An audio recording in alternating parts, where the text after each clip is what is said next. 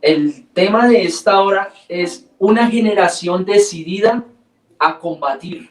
Amén. Suena elegante ese tema, una generación decidida a combatir. Cuando yo escucho o leo esta palabra combatir, de una vez mis pensamientos y mi imaginación vuela a las peleas, a las batallas que se enfrentaban antiguamente.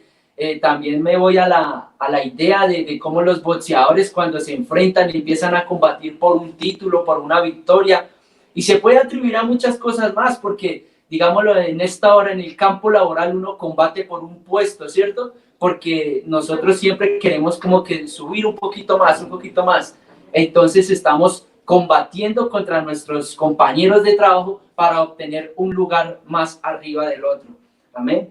Pero en esta hora vamos a tocar un tema de combatir. Bueno, usted quizás se va a preguntar en esta hora más o menos, ya sabe por dónde me voy a enfocar yo, ¿cierto? De combatir ¿qué? Combatir nuestra vida espiritual. Amén. Entonces quiero que se ubique allí en la epístola, la carta de Tito, capítulo 2, verso 6. Carta de Tito, capítulo 2, versículos 6 al 8.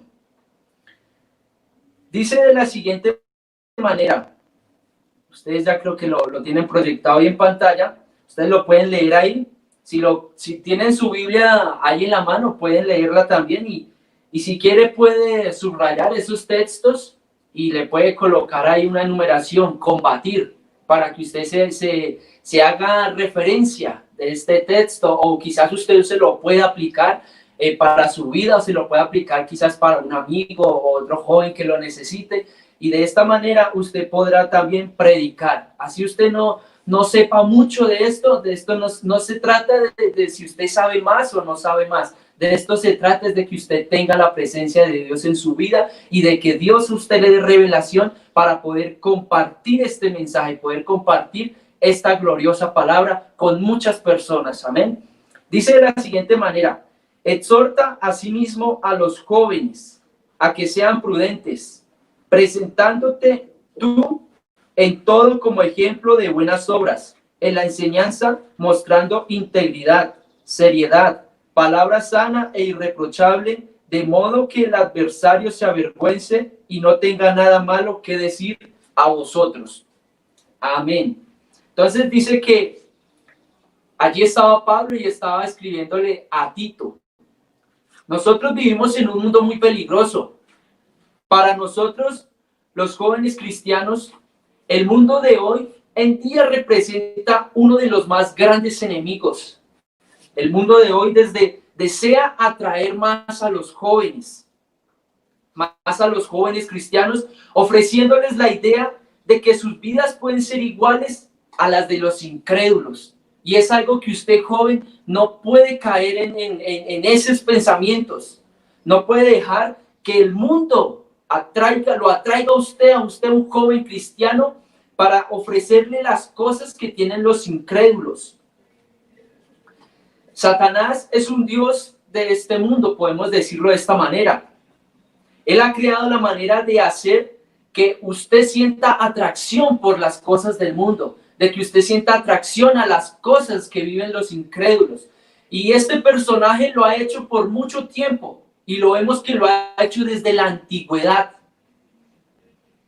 Él ha tomado a ciertos hombres, este personaje, y los ha hecho parecerse a los cristianos. Digámoslo en esta hora, entre comillas, cristianos, porque verdaderamente no son cristianos, con la intención de que engañen a los jóvenes cristianos, de que el mundo no es tan malo como parece. Eso hace este personaje, nos hace a nosotros los jóvenes cristianos, nos hace dar ese entendimiento de que no, el mundo no es tan malo, usted está equivocado, usted le está lavando allí el cerebro, lo que le están diciendo esas personas. Pero eso es lo que se hace referencia a este personaje. Eso es lo que a nosotros, a nuestros pensamientos, o quizás por medio de nuestras amistades que no tienen el conocimiento de la verdad de esta doctrina, eso es lo que nos hacen aparentar ver. Se trata de crear una falsa ilusión de que el mundo es nuestro enemigo, que podemos parecernos a Él y seguir siendo cristianos. A eso se hace referencia. Y existen cristianos en nuestros tiempos que dicen que se puede ser cristiano y tener atracción por el mismo género sexual. Hay cristianos que usted los ve y dicen estas cosas sin saber que lo que están haciendo es haciéndole un mal a esos jóvenes. Estos supuestamente jóvenes cristianos dicen que se puede ser cristiano y usar marihuana. Eso dicen esos aparentes jóvenes cristianos. Que se puede ser cristiano y tomarse una bebida alcohólica. Eso dice que se puede ser cristiano y poder vivir de esa manera.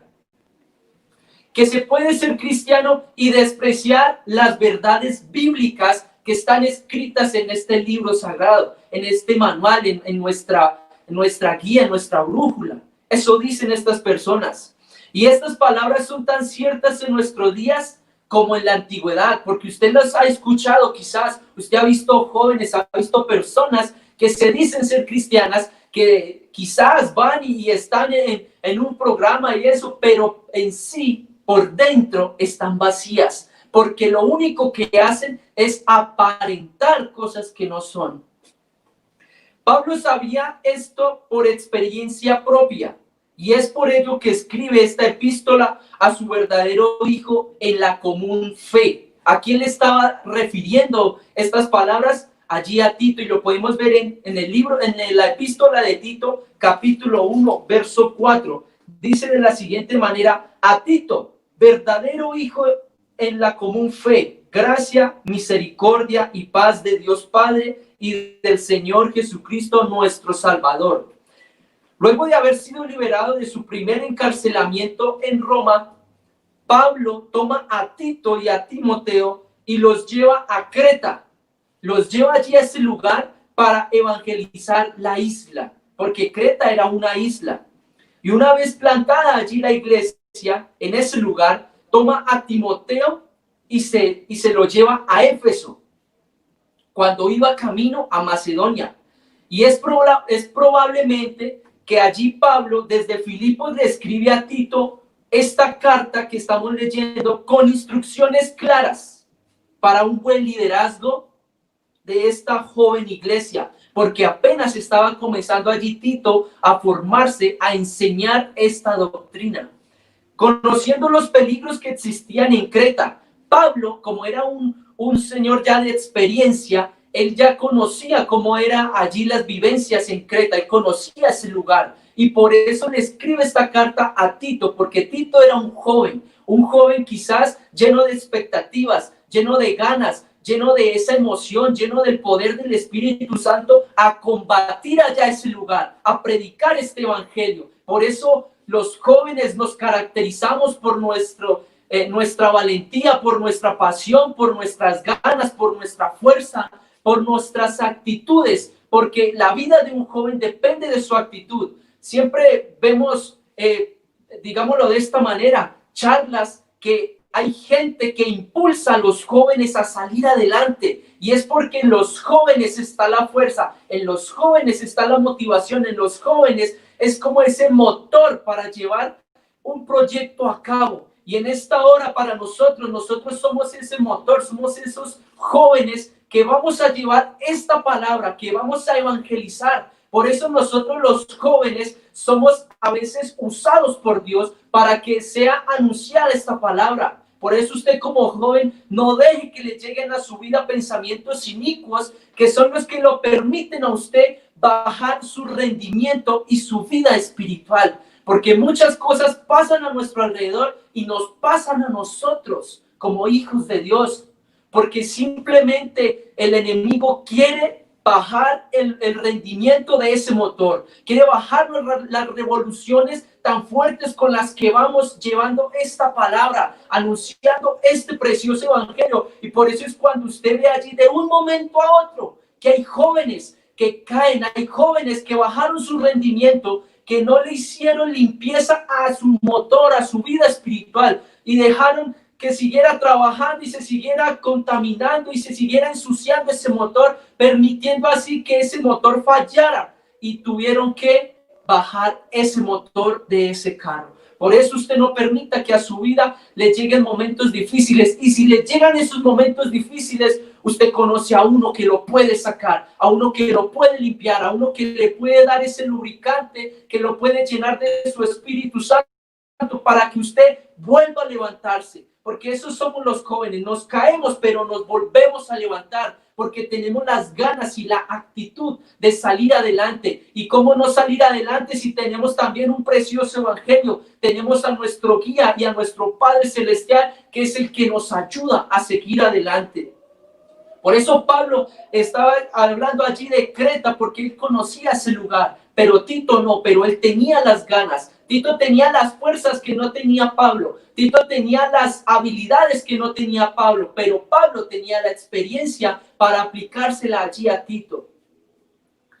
La isla de Creta estaba habitada por paganos y judaizantes. Y Pablo le escribe a Tito, quien siendo joven estaba expuesto a esos peligros de esta isla, de esta ciudad. Y no solo iba a ser objeto de burla y desprecio por su juventud, sino que podía tambalear ante las costumbres paganas de la isla. Leamos lo que Pablo le dice allá a Tito acerca de estos peligros. Allí en Tito capítulo 1, verso 10 al 15, dice de la siguiente manera: porque hay aún muchos contumaces, habladores de vanidades y engañadores, mayormente los de la circuncisión, a los cuales es preciso tapar la boca, que trastornan cosas enteras, enseñando con ganancia deshonesta lo que no conviene. Uno de ellos, su propio profeta dijo: los cretenses siempre mentirosos, malas bestias, glotones, ociosos.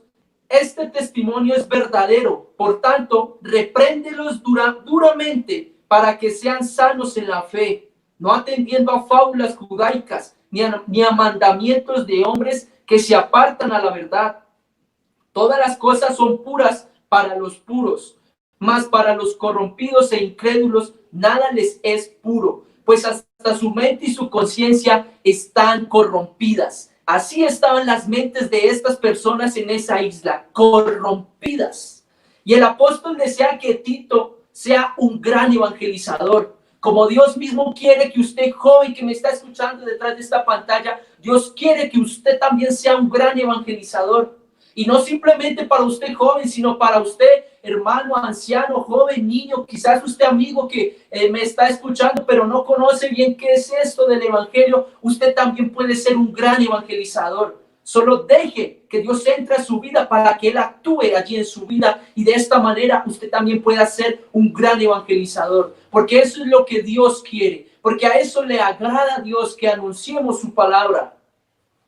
Y la única manera de que estos hombres perversos puedan ser salvos es por medio de la predicación de la verdad, la predicación de la doctrina. Eso debe ser el propósito primordial en la mente del joven de hoy, en la mente suya, joven. Esa es su meta, digámoslo de esta manera, es su propósito primordial.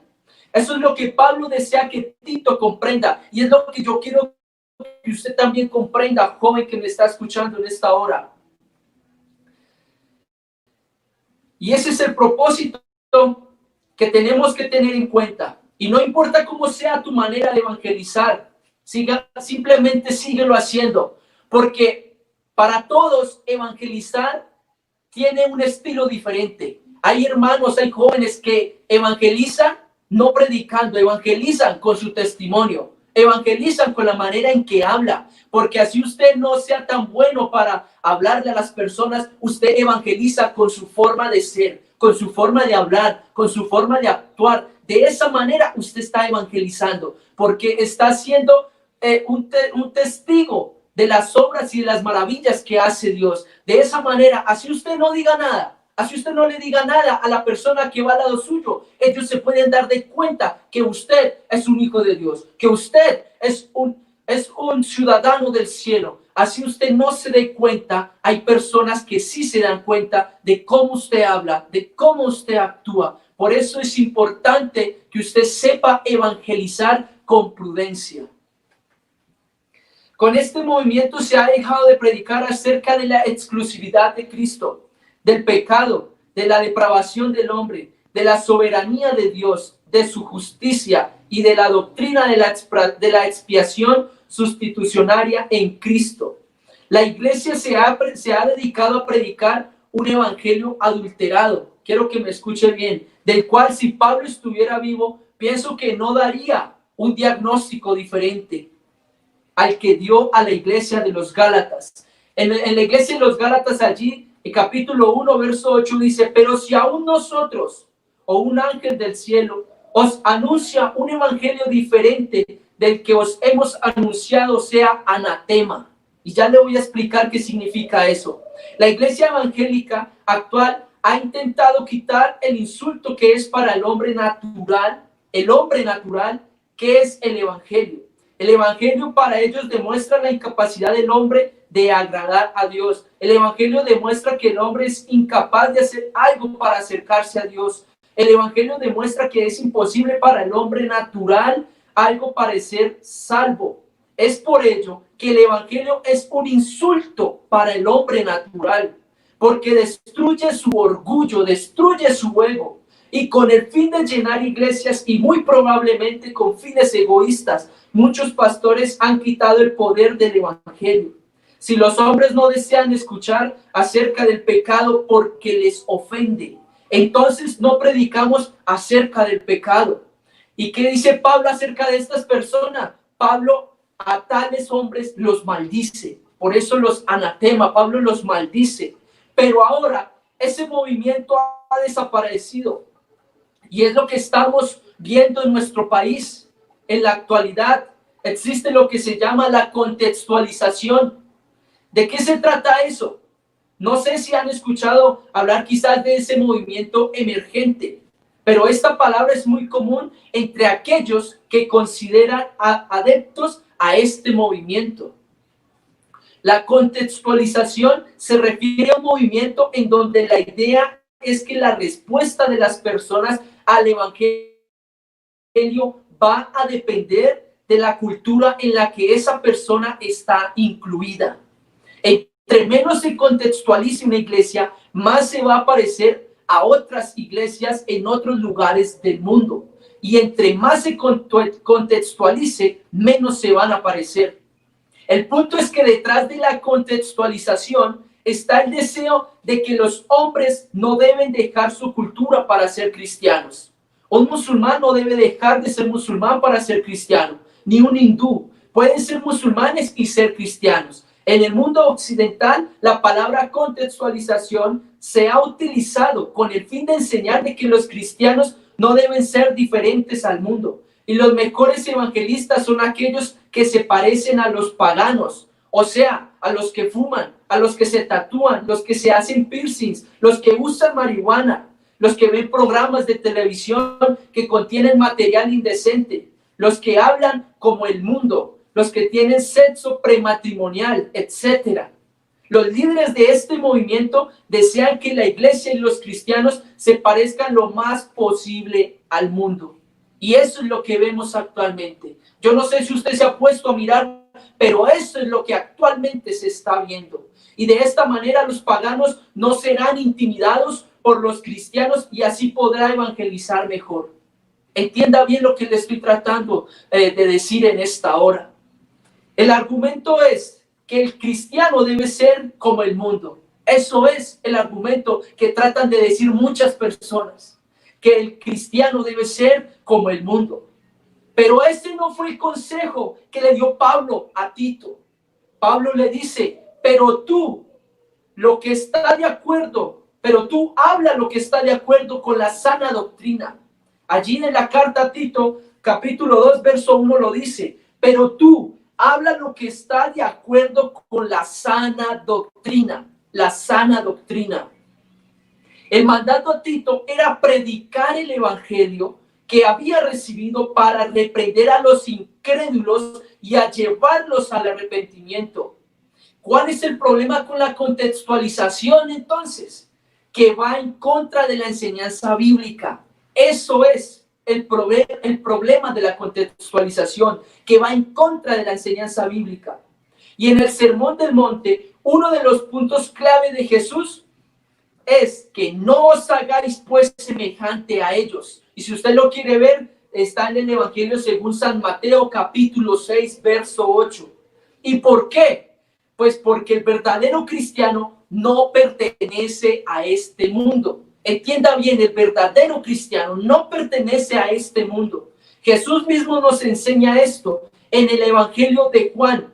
Allí, en el capítulo 15, del verso 18 al verso 19, si lo quiere anotar y si lo quiere leer más tardecito, dice: si el mundo os odia, sabed que a mí, estaba hablando Jesús, a mí me ha odiado antes que a vosotros. Si fuerais del mundo, el mundo amaría lo suyo.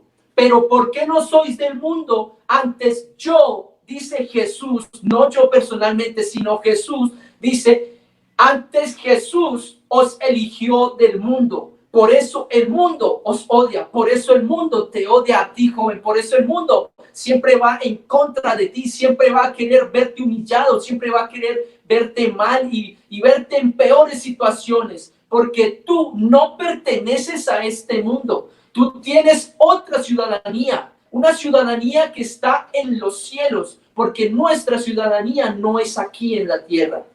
Y entonces, ¿cuál es entonces la mejor técnica para evangelizar? Ya muy bien les había dicho antes. Y definitivamente no es buscar agradar a los hombres, porque muchas personas predican y dicen y evangelizan, pero simplemente de la manera para agradar a los hombres. Y mucho menos parecerse al mundo. Por eso lo dicen de esta manera, para que, digámoslo de esta manera, no discriminen a esa gente. Y la mejor técnica para evangelizar es mostrar una vida transformada. Cuando el mundo ve a una persona que está siendo santificada, que está siendo justa, que está siendo gozosa en medio de cualquier circunstancia de la vida, que está satisfecha y con la esperanza de la eternidad en su corazón. Le es evidente el poder transformador de Dios, y ese poder transformador de Dios es el poder del Espíritu Santo. Ese es el poder transformador de Dios. ¿Y cómo mercadeamos algún producto que deseamos vender? Dejando que la gente lo vea, ¿cierto? Así, de esa manera es que podemos vender un producto, dejando que la gente vea ese producto, de que la gente palpa, que sea palpable ese producto y que la gente pueda mirar cómo es ese producto. De esa manera es que a veces nos venden a nosotros esos productos. De esa manera se mercadean. Entonces, para mostrarle a un hombre que Dios puede salvar, ¿qué hay que hacer? Pues necesitamos nosotros mostrarle a un hombre que ha sido salvo, para mostrarle a un hombre que Dios es todo lo que necesita. Es que Dios es todo para nosotros, para mostrarle a un hombre que nosotros somos totalmente satisfechos con Dios. Y eso es lo que Pablo quiere, lo que le quiere decir a Tito. Lo que Tito debe hacer está escrito en el capítulo 2. Y esto es tener una vida santa. Allí en el capítulo 2 de Tito, usted si quiere lo puede leer. El capítulo 2. La contextualización del evangelio ha hecho que la iglesia sea mundana. Por eso usted ve jóvenes comparecidos del mundo que no tienen que ver nada con lo que la iglesia tiene, lo que la iglesia en la sana doctrina tiene que tener. Por eso es que los jóvenes se han hecho cada vez más tolerantes a actividades que antes eran consideradas inmorales. Los jóvenes cristianos están tan preocupados por agradar a los inconversos que se han dejado de preocupar por agradar a Dios. Deseo entonces mostrarles 3 cosas que son importantes en el mensaje de Pablo a Tito. 1, la exhortación. 2, el ejemplo. Y 3, el efecto de su vida.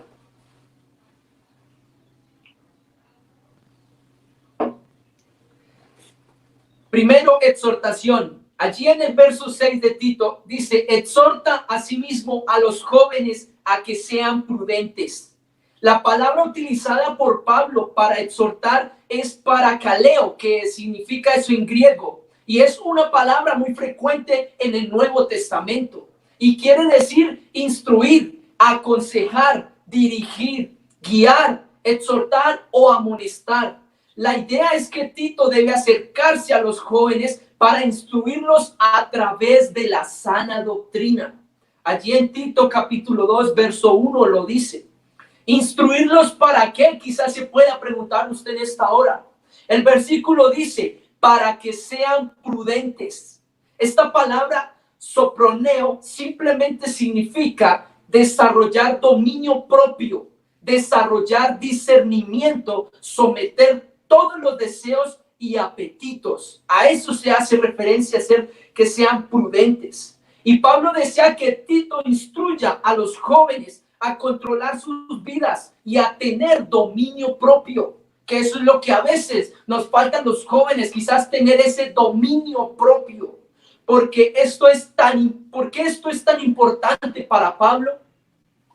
Pues en la juventud, cuando la vida del hombre corre más peligro. ¿A qué me refiero a eso? Que en la vida, digámoslo de esta manera, en los jóvenes es donde más se corre peligro, en esa etapa de la juventud. Es un tiempo en donde encontramos la mayor inmadurez, las tentaciones son mayores, la lujuria es más poderosa, los hábitos que se forman en este tiempo son más difíciles de matar en la vejez. Y quizás usted lo puede hablar con experiencia, la persona que ya ha pasado por ese tiempo, la persona que ya ha pasado por ese lapso de tiempo. Es la etapa en la vida en donde existe la mayor oportunidad para pecar. ¿Y por qué lo decimos de esta manera? Porque quizás llegan las tentaciones y decimos, no, yo voy a pecar, igual eso ahorita hablo con Dios o mañana o pasado mañana. ¿Y por qué no dicen tan relajados? ¿Por qué no dicen de esta manera algunos jóvenes? Pues porque simplemente son jóvenes. Por eso lo dicen de esa manera, porque ellos creen y piensan que el tiempo lo van a tener así en su juventud. Y por eso es que hay jóvenes que hacen y dicen cosas que no tienen nada que ver con eso. Estos jóvenes se creen invencibles. Estos jóvenes son impulsivos, son apasionados, son arrogantes, ambiciosos, inexpertos. Y eso lo dice Pablo. Deben controlarse. Eso es lo que Pablo nos aconseja, que nos controlemos. Y es que el apóstol Pablo habla con su ejemplo. Allí en Primera de Corintios, capítulo 9, dice, capítulo 9, verso 27, sino que golpeo mi cuerpo y lo pongo en servidumbre. Pablo fue un ejemplo de un hombre que tenía dominio propio. Y Tito debió aprender de su ejemplo. Y de igual manera debía enseñar a los cretenses. Por eso hablamos ahora del segundo consejo, que es ser un ejemplo. En Tito capítulo 2, versos 7 al 8 dice, preséntate tú en todo como ejemplo de buenas obras, en la enseñanza, mostrando que integridad, seriedad, palabra sana e irreprochable. Tito no solo debe exhortarlos, sino que debe mostrarles también el patrón de su vida para que estos jóvenes lo copien. La exhortación sin ejemplo es hipocresía. Por eso usted, joven, que le gusta anunciar del evangelio, que le gusta predicar del evangelio, tiene que tener cuidado con esto, porque la exhortación sin ejemplo es hipocresía. Ustedes jóvenes deben seguir el ejemplo de los hombres que son piadosos en su iglesia, de la historia cristiana. Y en Hebreos capítulo 13, verso 7 dice, acordaos de vuestros pastores que os hablaron la palabra de Dios. Considerad cuál haya sido el resultado de su conducta e imitad su fe. No está diciendo que siga los mismos pasos. No, está diciendo que mire cómo fue su vida, mire el ejemplo bueno que tuvo y así usted pueda imitar más que todo la fe que tuvieron para que sea ese resultado de la conducta. En Filipenses capítulo 3, verso 17 dice, hermanos, sed imitadores de mí y mirad a los que así se conducen según el ejemplo que tenéis en nosotros. Y en Primera de Corintios capítulo 11, verso 1 dice, sed imitadores de mí, así como yo de Cristo. Yo tengo que ser imitador de Cristo. Y si quiero ser un imitador de Cristo, tengo que seguir el ejemplo que Él me dejó, el ejemplo que Él dejó escrito en la Biblia, en la palabra de Dios. Ese es el ejemplo que yo tengo que seguir. La palabra ejemplo es tupos en griego, que quiere decir impresión, que quiere decir patrón, que quiere decir molde, que quiere decir un modelo. Y se usa en el libro de Juan, capítulo 20, verso 25. ¿Y para qué lo dice? Para describir las marcas que dejaron los clavos en las manos de Jesús.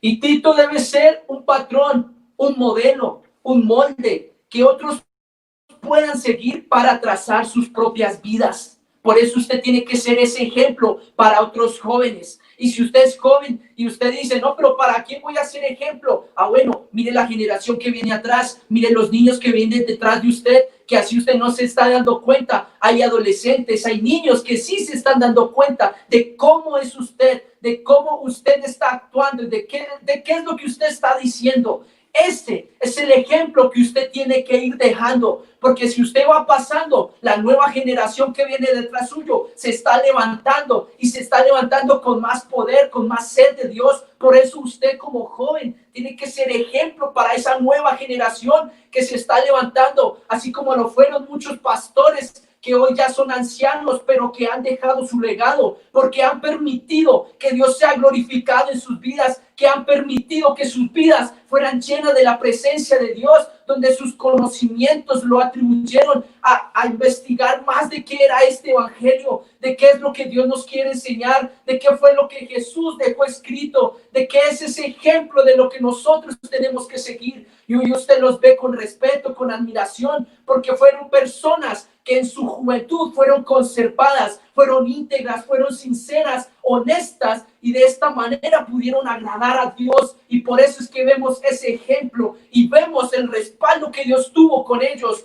porque gracias a esas personas que se dejaron usar en su juventud, podemos ver los resultados de hoy en día, de una generación que se levantó con más hambre, con más sed y con más poder, con más ambición de la gloria de Dios. Por eso usted, joven, sea ejemplo en su conducta, en su palabra, en todo lo que usted haga, porque una generación detrás de usted se está levantando y se va a levantar con más ganas y con más sed, con más pasión de Dios. Así usted no se esté dando cuenta, hay una generación que viene detrás de usted. Por eso usted tiene que ser ejemplo de ellos que quieren seguir sus pisadas, querido joven. ¿Y ser un ejemplo de qué? Pablo escribe un ejemplo de buenas obras. Y la palabra buenas en este pasaje es kalos, que eso significa en griego, que no implica algo bueno superficialmente, sino por el contrario, algo que es bueno moralmente por su pureza, por la nobleza y por la excelencia. Sus vidas deben estar llenas de buenas obras que puedan ser imitadas por otros jóvenes. ¿Y qué son las buenas obras? Es todo aquello que agrade a Dios. Y esto se refiere evidentemente a amar y a obedecer los mandamientos de Dios.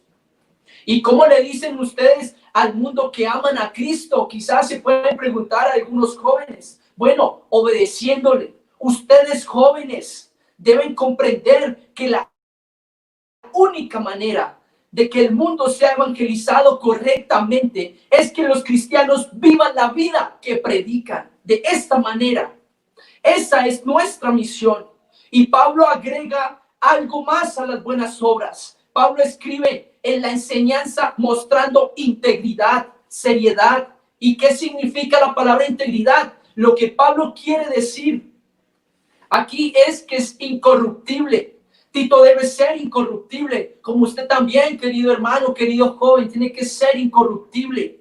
Y cuando se trata de la enseñanza de la doctrina cristiana, debe tener una obediencia incorruptible a la palabra de Dios.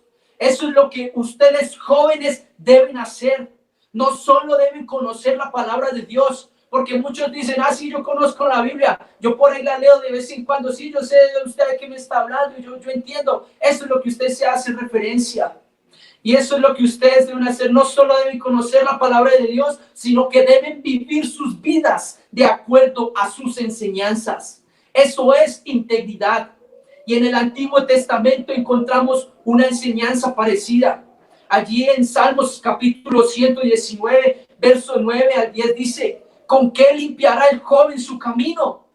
Usted mismo lo puede decir: con guardar tu palabra.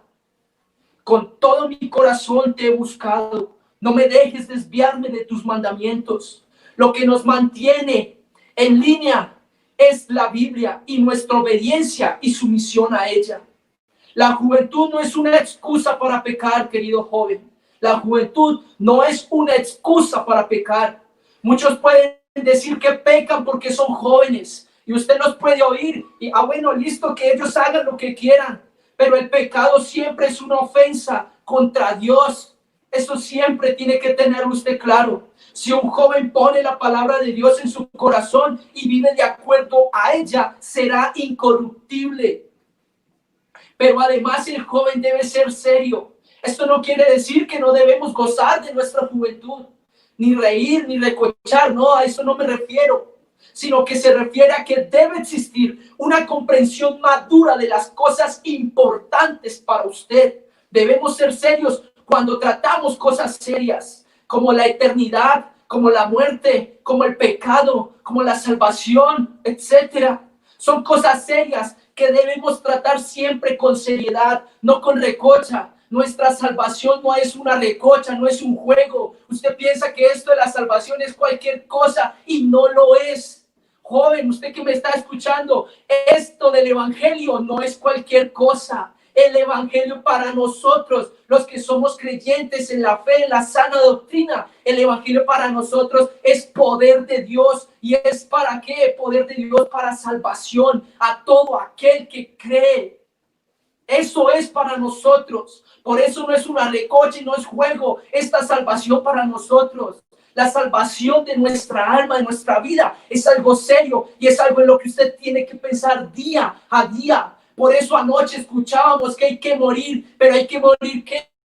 Todos los días, morir a nuestro orgullo, morir a nuestro ego, morir a lo que nosotros queremos hacer y dejar que entre Cristo a nuestra vida, que entre a nuestros pensamientos y que sea Dios el que nos guíe a toda verdad, porque eso hace el Espíritu en nosotros. Cuando usted tiene el Espíritu Santo en su vida, ese es el que lo guía a toda verdad. Por eso no se le haga recoche, no se le haga juego siempre las cosas de Dios o la salvación para su vida. Que no sea un juego para usted predicar, que no sea un juego para usted hablar de Dios. Porque esto es algo serio. Y cuando usted juega con las cosas de Dios, a Dios no le gusta, a Dios no le agrada. Y por eso es que a veces Dios a usted lo deja solo. Aunque podemos decir que Dios nunca se va, pero usted es el que permite que eso pase en su vida. Por eso no coja de juego, no coja de recocha la salvación, las cosas de Dios. No lo haga, joven, no lo haga, porque esto es serio.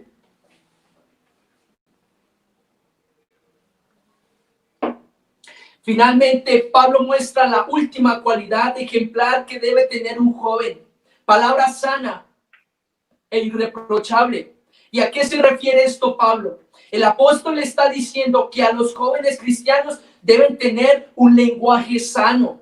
Y la palabra sano viene del griego ugiano, de la cual obtenemos la palabra higiene. Es decir, nuestro vocabulario debe ser higiénico. De nuestras bocas deben salir exclusivamente palabras de vida, espiritualmente sanas, palabras edificantes. Nuestro lenguaje debe ser impecable. Ejemplo, Dios no evalúa a los hombres de la misma manera que lo hace con los del mundo. Para el mundo el valor del hombre depende de su trabajo. Para el mundo, escúcheme bien, el valor del hombre, lo que vale un hombre, depende del trabajo, depende de cuánto dinero se tenga, depende del éxito, depende de los títulos que pueden colgar en las paredes, que pueden mostrar en ciertos lugares, de lo que se sabe. De eso es lo que toma el valor el hombre. Pero Dios, el valor que coloca Dios del hombre depende de lo que es. Si es un hombre que es obediente a la palabra de Dios, entonces es un hombre de gran valor. Pero si un hombre que no depende de Dios o eso, es un hombre que no va a tener valor en las manos de Dios. Y esto nos lleva al tercer paso, al tercer consejo, que es el efecto. ¿Por qué es que los jóvenes deben vivir así? En el versículo 8 de Tito obtenemos la respuesta. Pues Pablo escribe allí: de modo que el adversario se avergüence y no tenga nada malo que decir de vosotros. Nosotros los jóvenes debemos vivir así para que los que se oponen al cristianismo sean avergonzados y silenciados cuando lo critican. Los hombres critican a los cristianos y no sienten vergüenza alguna. Y a usted quizás se lo han hecho. ¿Y por qué no se avergüenzan estas personas? Por la sencilla razón de que los cristianos se han hecho iguales al mundo. Predican una cosa, pero sus vidas reflejan su hipocresía.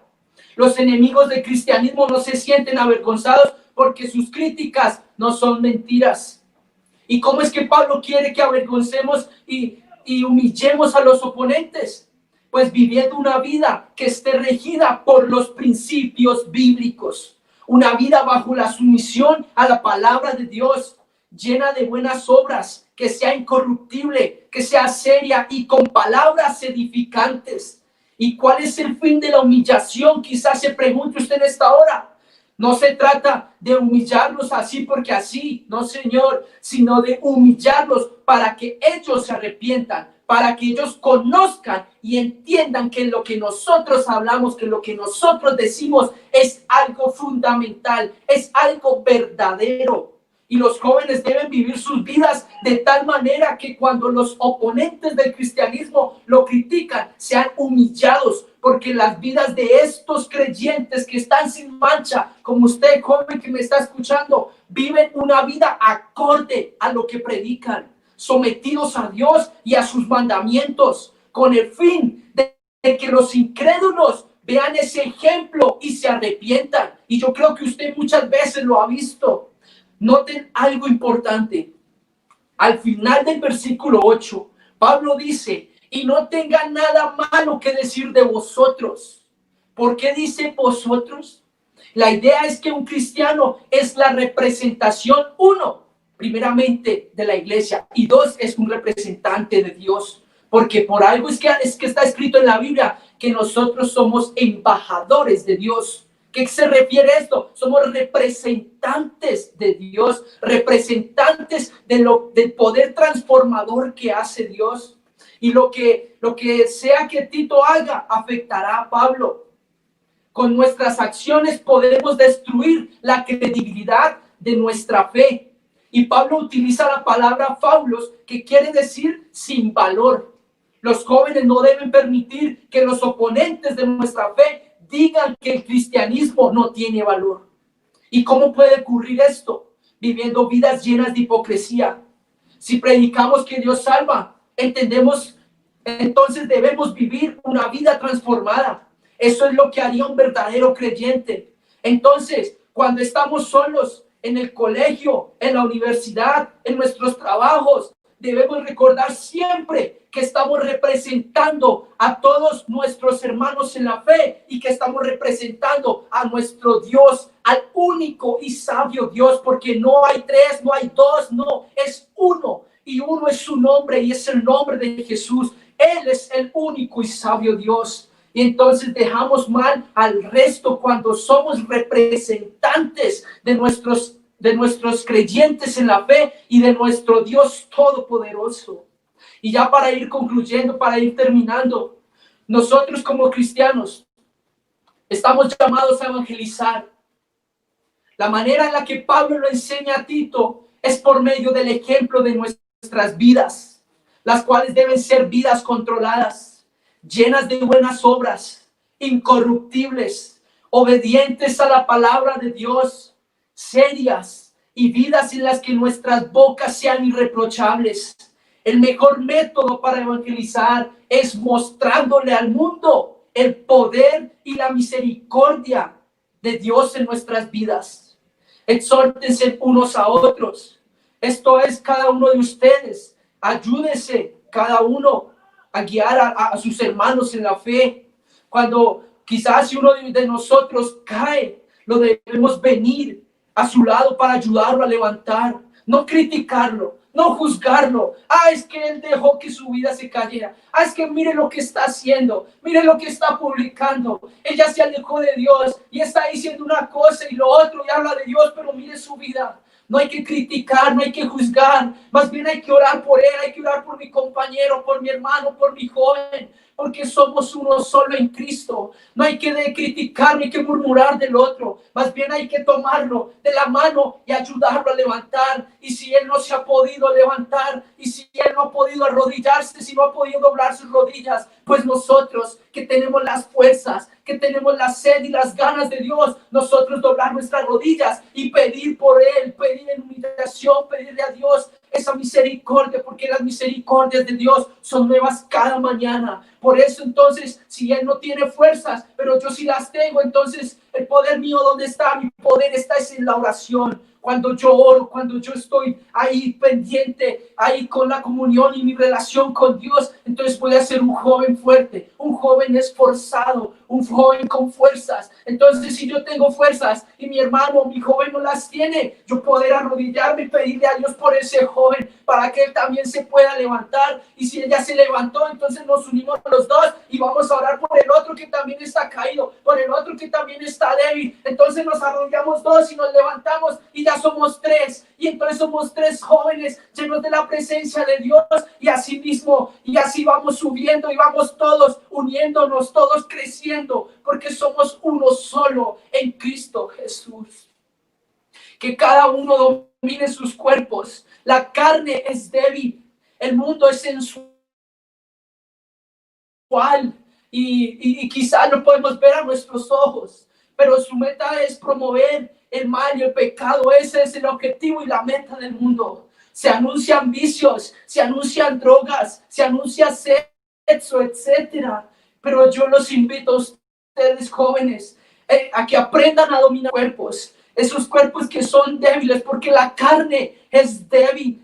Pero como le dijo Pablo a Timoteo, huyan de todas estas cosas. Y la manera de hacerlo es dejándose llevar por el Espíritu Santo, es humillándose ante la presencia de Dios, es decir, Señor, pongo mi vida aquí a tu servicio. Yo no quiero seguir así, yo no quiero que el mundo me domine a mí, no, yo quiero dominar al mundo. Señor, si no tengo dominio propio, dámelo porque lo necesito. Necesito que mi vida esté llena de la presencia de Dios, necesito que mi vida esté llena del Espíritu Santo. Él es quien nos santifica. Es por medio de la palabra de Dios por el que aprendemos a combatir ese pecado que hay en nosotros, que hay que someter nuestros cuerpos en servidumbre.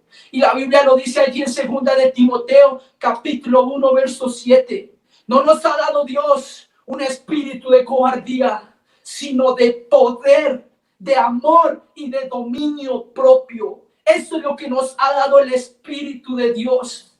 Eso es lo que nos ha dado Dios a nosotros. Por eso nosotros sí podemos caer, pero podemos levantarnos nuevamente y no permitir volver a caer en esos vicios, en esa droga, en esos malos pensamientos, en esas falsas enemistades, en esos falsos pensamientos que quizás nos quieran meter en la cabeza a otras personas, porque nosotros no tenemos ese espíritu de cobardía, nosotros tenemos un espíritu de poder, de amor y de dominio propio. Oren cuando se vean tentados. Dios sabe sus debilidades. Dios las conoce muy bien.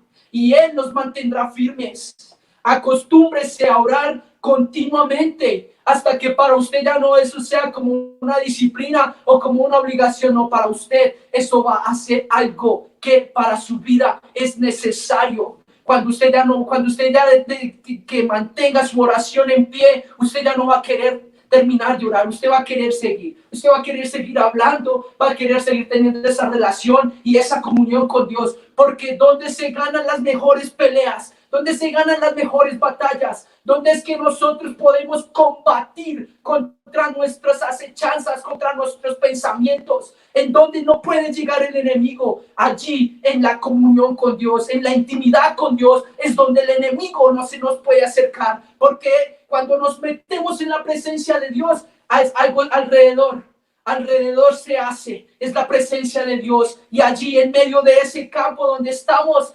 rodeados solo por la presencia y la gloria de Dios, y donde se manifiesta y se glorifica en nuestras vidas. Allí es donde podemos ganar esas batallas, donde levantamos nuestros brazos, donde nos humillamos y dejamos que sea Dios quien ministre nuestras vidas.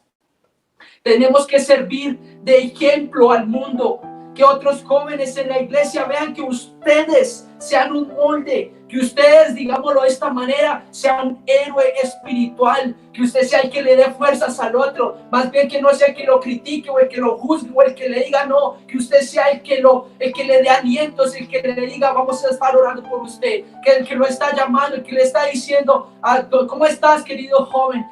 Que estás mal, vamos a orar por ti, vamos a ayudarte a levantar, que seas un héroe espiritual para tu congregación, para tu familia, para tus amigos, que vean un joven que anda en los caminos de Dios, que es obediente y que está sometido a la Biblia, que sean incorruptibles, que vivan sus vidas con seriedad.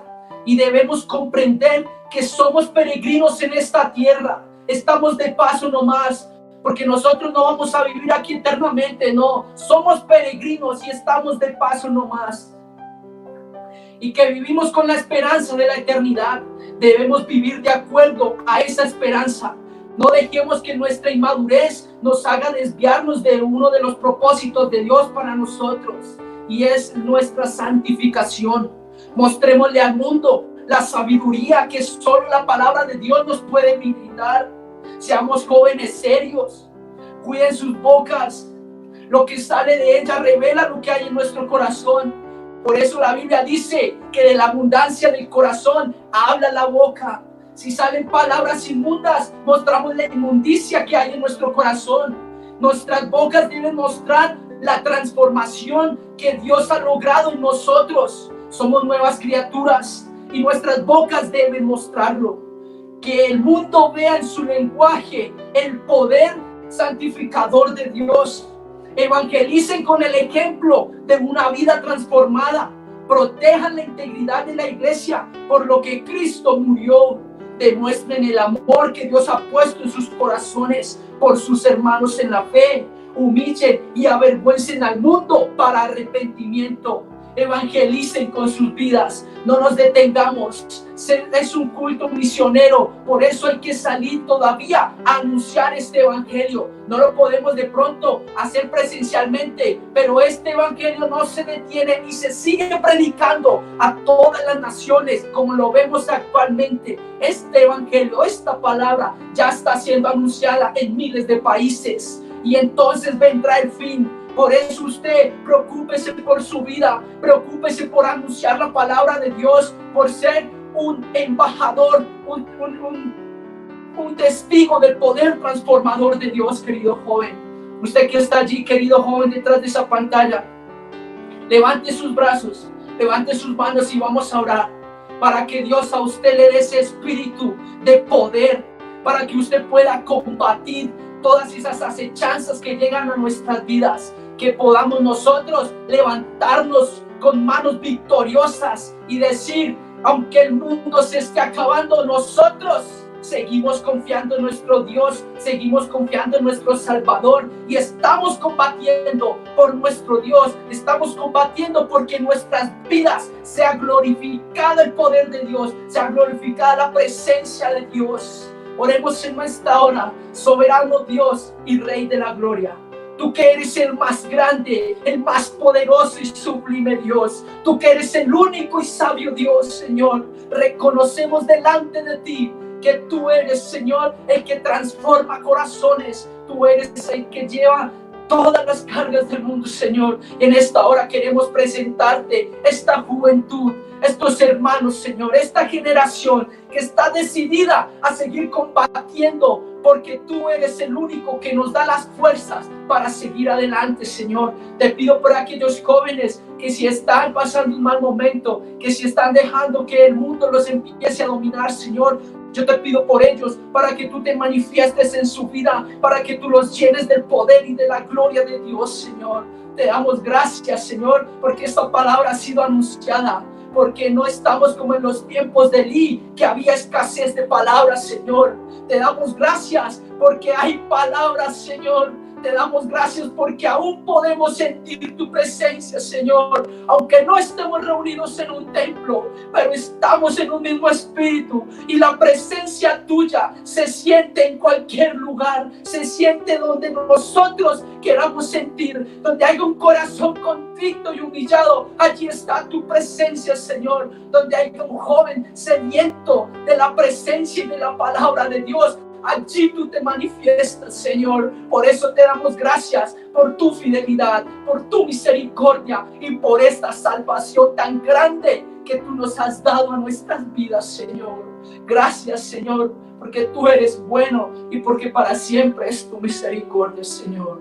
Dios les bendiga, jóvenes, hermanos, que el Señor Jesús los siga bendiciendo en gran manera.